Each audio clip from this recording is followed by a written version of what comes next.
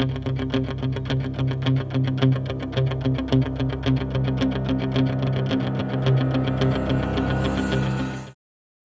my name is Tammy Richardson. I am a teacher at Kaimiloa Elementary School. I'm one of the mentors for our Visible Learner group, which is after school. We're called the Powerful Thinkers. The reason why we developed this group is some of the students came to Mrs. Pihu and I to ask if they could create a Powerful Thinkers group.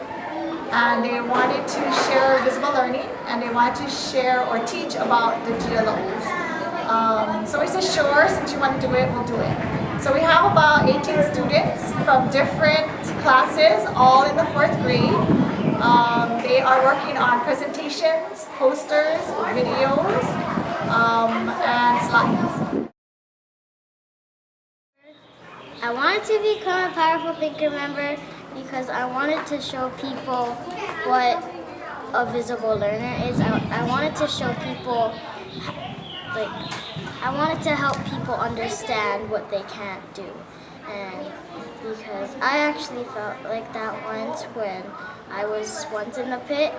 And when I heard about the Powerful Thinkers and I found out about the pit, then I learned that if I joined the Powerful Thinkers, I could show people and help them understand faster than I did.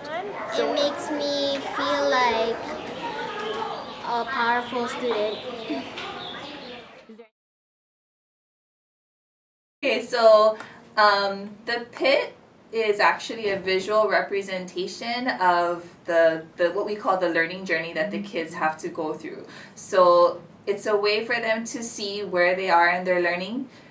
So if the teacher sets a clear expectation of what they want the kids to learn through either their learning target or through their criteria and rubric, then the kid knows where they need to be at the end and the process that they need to go through. So in order to reach that expectation, they sometimes go through struggle time where they're challenged, which is what we want the kids to do. So in their minds, they need to start using all of the capabilities and dispositions of a good learner, which are our general learner outcomes, our GLOs. So they use their GLOs in order to meet that challenge and meet that struggle time and make their way out of the pit, because the pit is that struggle, in order to climb out and to meet the expectations of the teacher.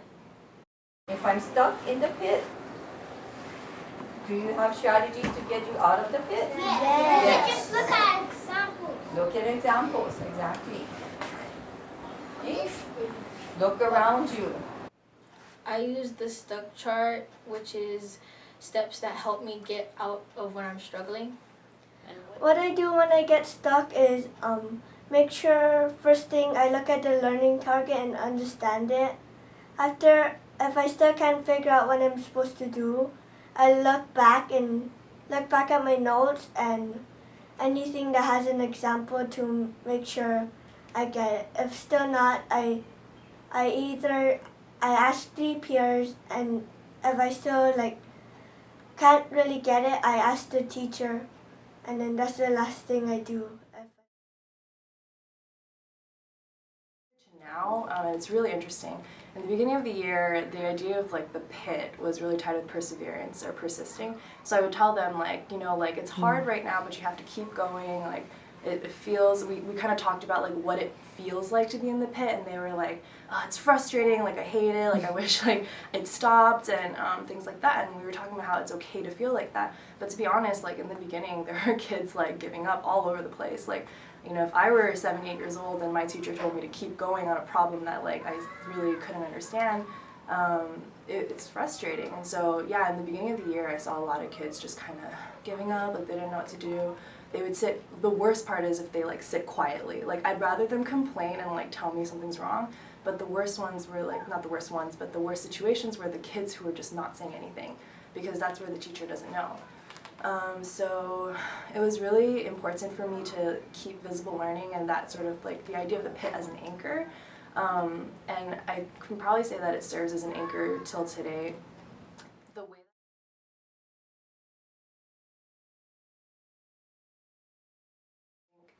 visible learning has really kind of provided me an umbrella to sort all the things that I am doing in the classroom.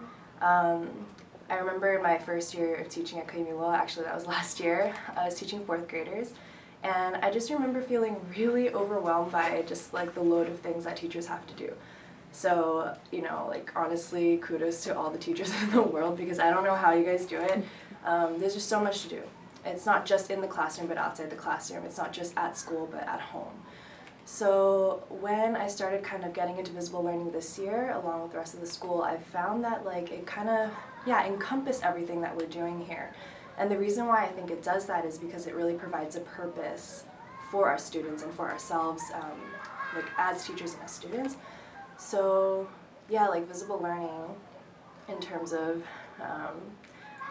sorry, I can't really think about this more, but yeah, like in terms of strategies and teaching practices, there was so much I needed to learn, I think, as a first-year teacher, and I learned a lot of it through other teachers, and it was about like having a mindset, and that mindset is really aligned to visible learning. Some of the things that I thought about was like, for example, assessment as feedback. I didn't really think about it as much until this year, where I saw really like positive changes coming from that, where you're not using like tests as just something you just like grade and you put in your grade book, but really it's like a way to get students, you know, on track and on the way to their own goals and to their own successes. Yeah.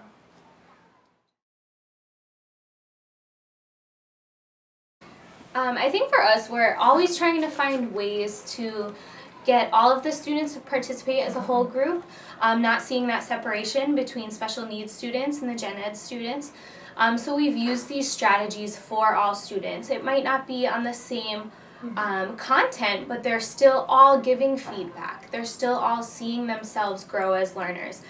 So for us, it's been a big shift. Like we mentioned before, it's not as much teacher control.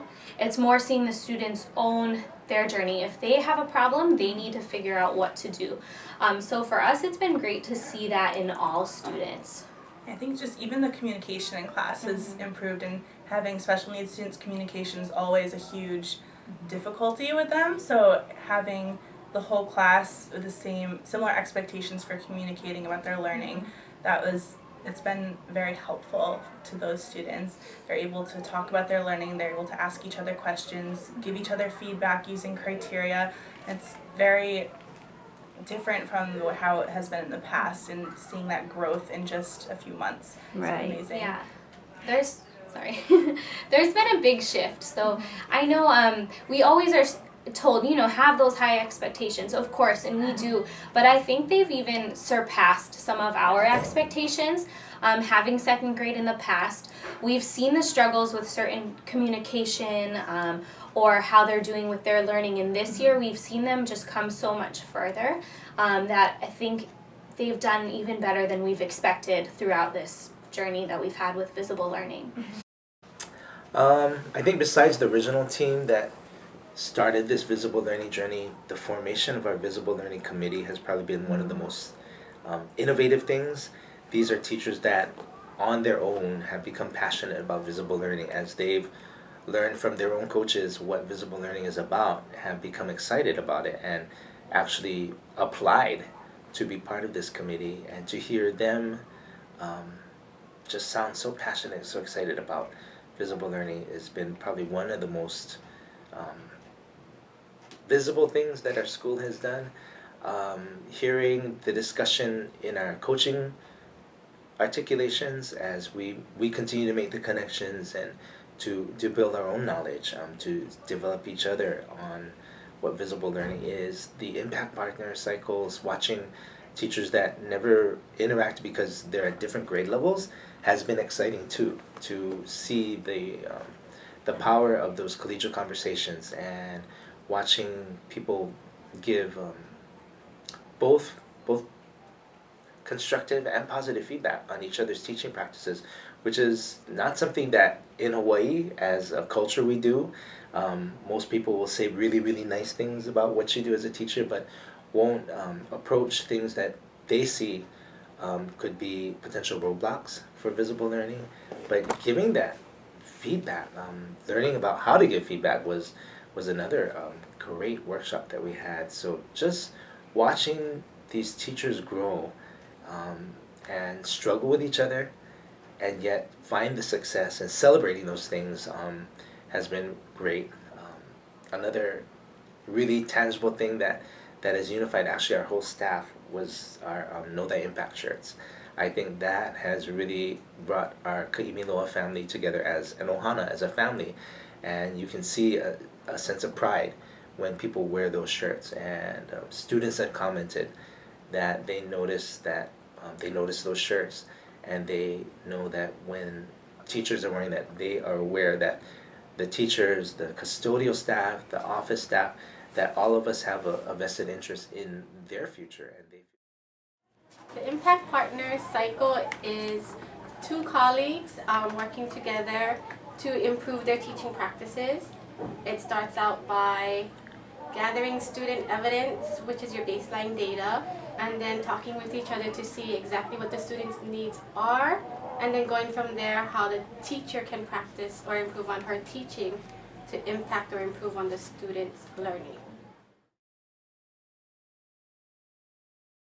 A big change. I think our teachers, we have that fancy shirt, the Know Thy Impact shirt that they really wear. Everybody wear pretty much religiously on Wednesdays, and our students actually uses the terminology a little bit more. Not our younger ones yet, but I think our older ones do when I talk to them in guidance or with counseling. So I think it's made a big impact. Another thing that our administrators did was they did an activity with us having to do with what great teachers do differently to promote a positive atmosphere around our campus. So the activity that they did was they passed it out to a teacher, and the teacher was supposed to read the whole book. And then if while they were reading, it made them think of another teacher on campus, they were to highlight the section that reminded them of that teacher and write a note to that teacher and then pass it on to that teacher. Know Thy Impact is all about what I do in my planning, my collaborating with my peers, my administrators, what I do in the classroom, my mindset, my attitude about my students. That all has an effect on the students and their learning.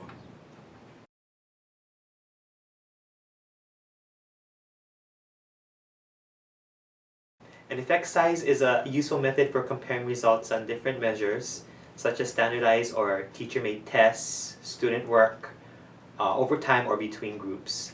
So here at Kaimiloa, we look at effect sizes as one way to see growth or achievement, and usually an effect size that equates to a year's growth has a 0.4 is considered 0.4 or higher effect size.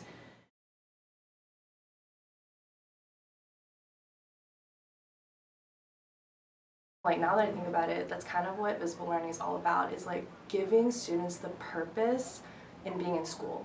Because when I was in 3rd grade, my mom told me to go to school, and that's why I went. I had no reason to be there. But for these kids, and I think like we're seriously on the right track with this, is that these kids like are building their own purpose through visible learning, because they're seeing themselves as teachers, right? They're seeing themselves as the people responsible for their education.